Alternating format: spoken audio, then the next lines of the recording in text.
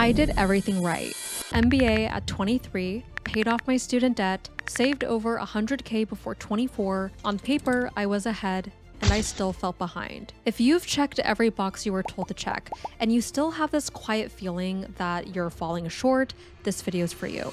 Because the thing that actually held me back wasn't money, and it took me years to figure out what it was. Here's what nobody tells you about doing everything right. A lot of the time, doing everything right just means following someone else's roadmap.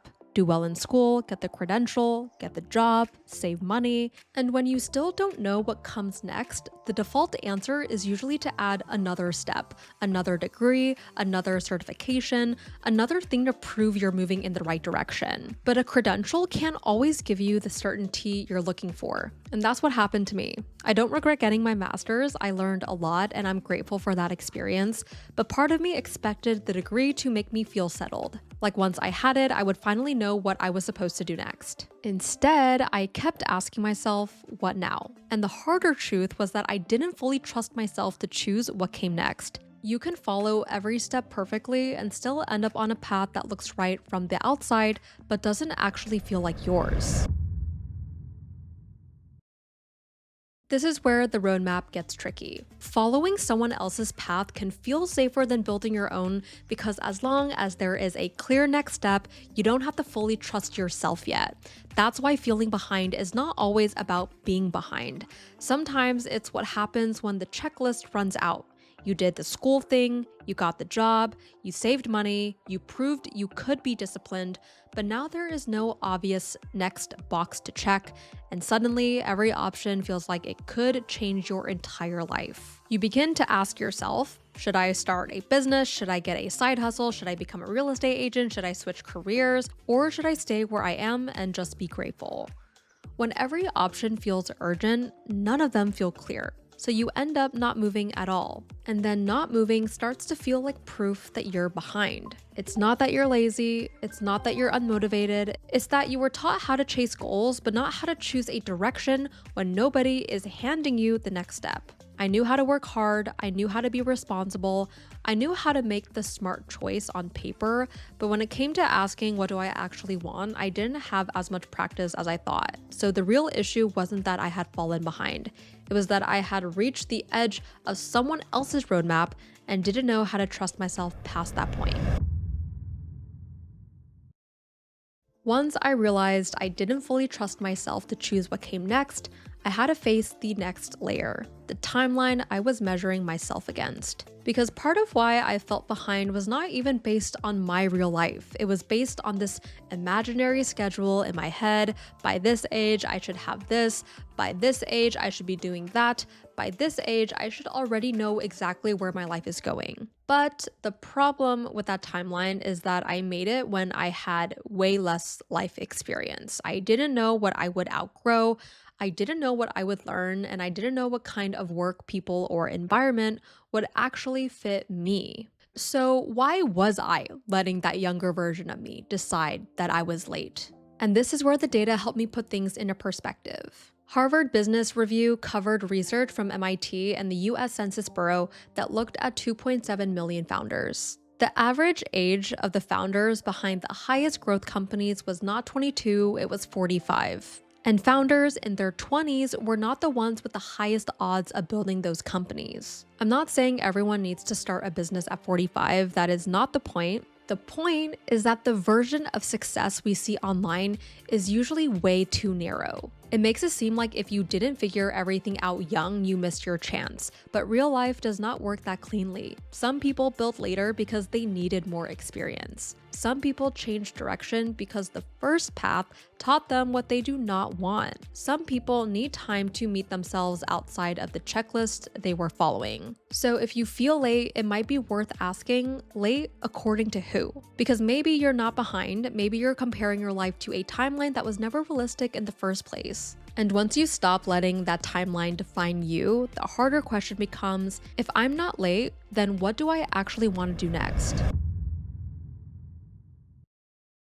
And that's the part nobody really prepares you for. There are instructions for the obvious things: how to apply, what deadlines to meet, what box to check next, but there isn't a clear roadmap for the moments that actually stretch you. Asking for what you want, speaking up before you feel ready, hearing no and trying again, walking into a room where nobody has already chosen you.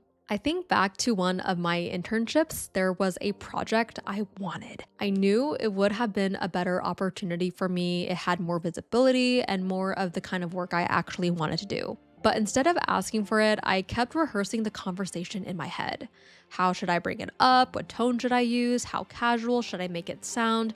How do I ask without seeming like I am asking for too much? And before I even opened my mouth, I had already talked myself out of it. I kept thinking if they wanted me on that project, they would have asked me already, so I didn't ask. I doubted myself before anyone else even had the chance to. And looking back, that's what waiting to be chosen really was for me. It felt like patience, but it was actually fear. I was letting someone else decide what I was ready for before I even gave myself a chance. That same pattern showed up in smaller ways too. I would stop myself from asking more questions because I didn't want to seem nosy, I didn't want to seem annoying, I didn't want people to think I was asking for too much. But really, I was just eager to learn, and that's the trap. If you're always waiting for permission, you can end up missing opportunities that were never going to be handed to you. Not because you weren't capable, but because you never asked. And that connects back to the whole point. Doing everything right can teach you how to follow directions, but it does not always teach you how to advocate for yourself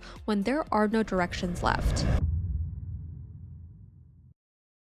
And once you start asking for more, you also start noticing something else. Your environment shapes what feels realistic. If everyone around you sees a 70K salary as the top, it's easy to start seeing that as your limit too. Not because you could never earn more, but because you have not seen enough people around you do it. That's why someone else's doubt can feel so convincing. If they have never seen someone take the path you want to take, they may not understand why you think it's possible. But that does not mean they are right, and I had my own version of this. I went for an internship and some of the people closest to me did not think I would get it, but I still wanted to try, so I messaged 10 recruiters on LinkedIn and asked for advice. 3 interviews later, I got it, and that experience taught me something extremely important.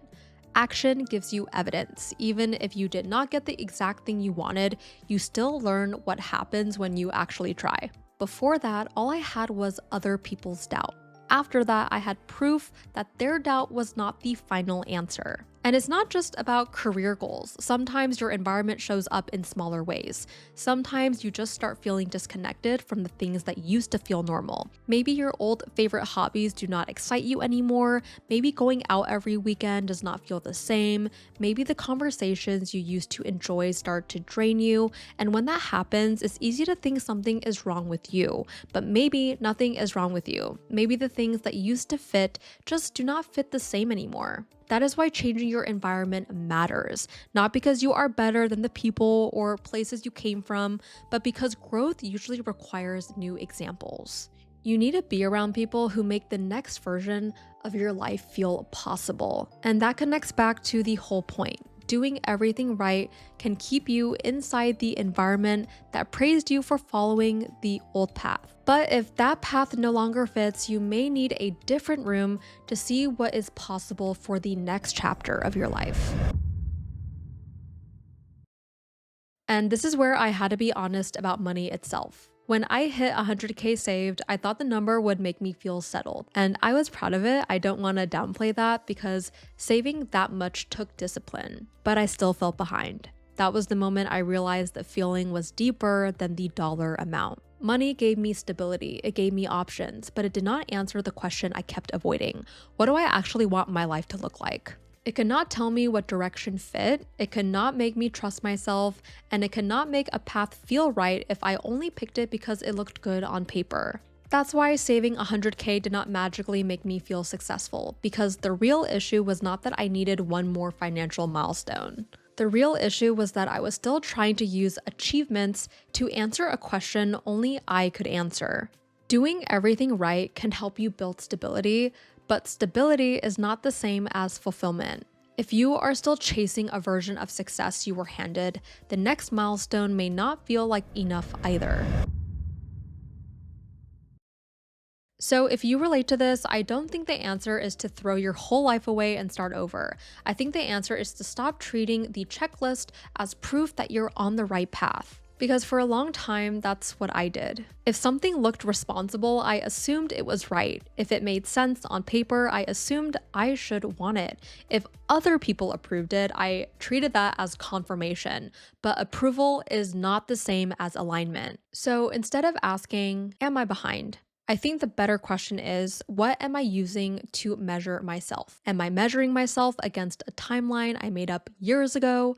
Or am I measuring myself against a version of success that looks good but doesn't actually fit me? Start by noticing what actually gives you energy, what drains you, what you keep chasing for validation, and what you would still care about even if nobody clapped for it. Then take one small step that gives you real information. Ask the question, apply for the thing, message the person, try the idea, put yourself in a room where the version of life you want feels more normal. Because that is how you start building trust with yourself. Not by having the whole map figured out, but by proving that you can take the next honest step. For a long time, I thought feeling behind meant I needed to catch up, but now I think it meant something else. I had followed the plan so well that I never stopped to ask who the plan was turning me into. And that's the part nobody tells you about doing everything right.